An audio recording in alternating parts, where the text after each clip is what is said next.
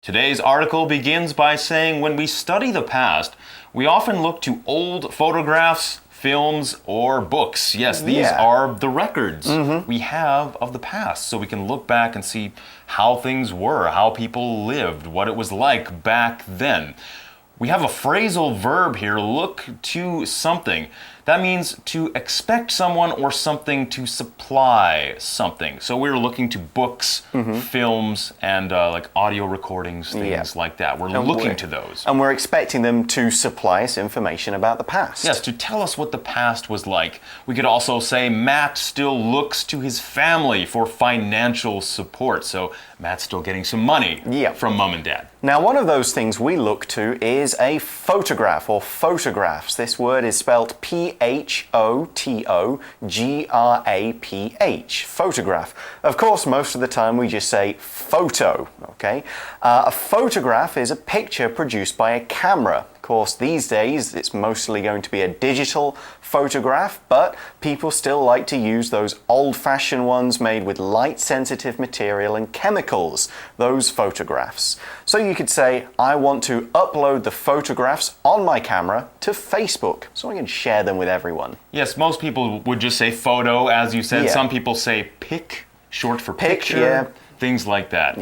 The article goes on to say one part of cultures that can get lost in our look back is music and other recording. So we read books from the past, have a look at the pictures, but we might not necessarily think of the music. Sound recording. Or sound recordings. Yeah, I guess I wonder I don't know when the technology to record sound started to become available. Somewhere in the 19th century, the 1800s, I would guess.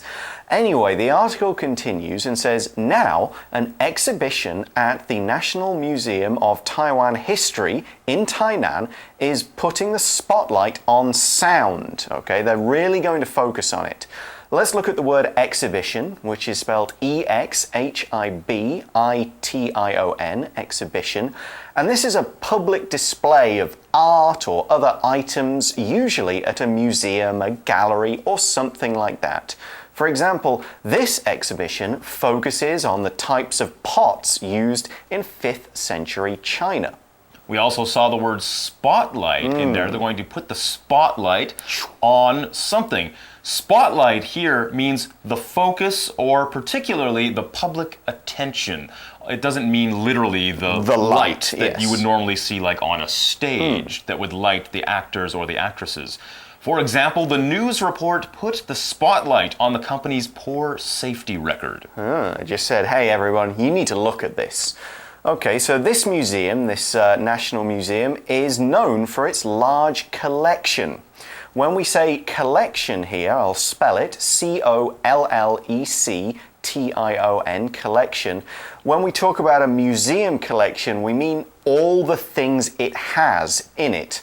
It kind of means a group of things, things that have been built up over time and gathered together for a reason.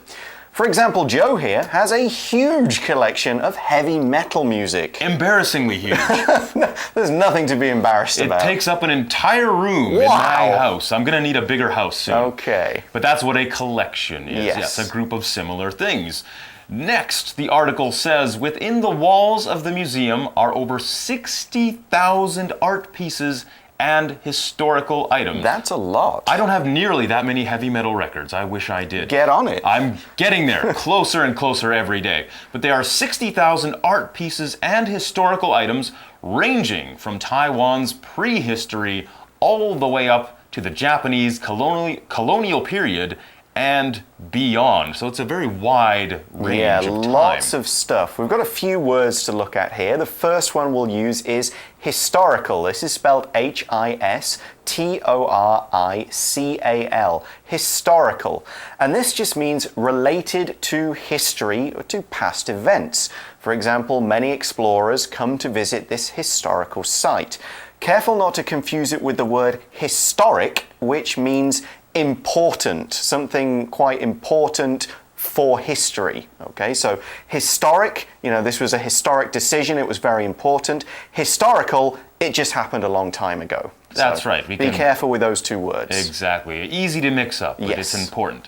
We also saw a phrase there, range from to, range from something to something else. This is used to show the variety of something and also to imply that there are more things that we don't have time or space to list. So you kind of just say the beginning and the end, or the minimum and the maximum, and you don't say everything else in between because you just don't have time. It would take too long. For example, Stephen has many interests ranging from sailing to detective novels. So this would not mean Stephen only likes sailing and detective novels. He might like a lot of other stuff, but this just shows the differences. The range, exactly. The range between the two. Okay, and our range goes from prehistory to colonial times. Prehistory kind of means back when people didn't even keep records of dates and times. Many people would be still living in very simple, small communities and buildings, maybe not even in buildings. It's just ages and ages and ages ago, okay? And that goes all the way to colonial times. Colonial means relating to a period where one country ruled another as part of its empire and sent its people to live there. Here we mean the time when Japan controlled Taiwan, so at the start and up to about the middle of the last century.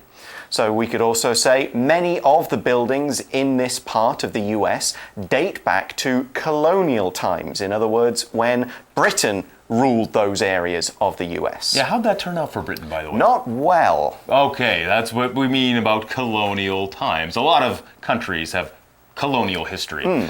The article goes on to say, a new exhibition, Sing a Song, Taiwan in Sound, features sounds from Taiwan's past and the lives of its people. So remember, we're talking about sounds here, not just songs. Yeah, all sorts of things that will make you kind of experience what was it like to be there. I can hear it and I can be taken there and imagine what it's like.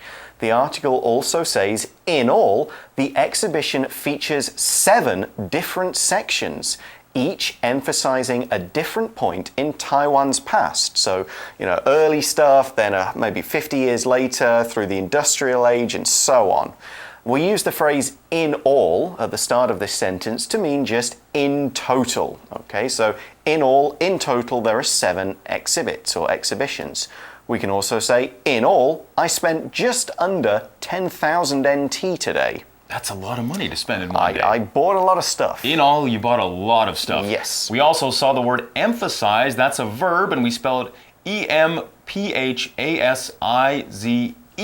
Emphasize. That means to give special importance to something either in speaking or in writing. For example, the teacher emphasized the importance of taking part in class discussions. So just saying that this is something that is especially important. Super important. So what it means in terms of the museum is each different area is saying, okay, we're going to focus right now on this period of history, and we're going to give you sounds from all of these areas. I assume they maybe have, I don't know whether they play the sounds over everything or they have people who just put headphones on. I expect it's probably the headphones. Could be the headphones or a little bit of both, I think. Yeah, or maybe people walk into an exhibit and they just go, okay, everyone be quiet, and we'll play like a track that listens to all those sounds of what it was like, say, in the 1700s, something like that. And you hear maybe people talking, you hear sounds that people would hear.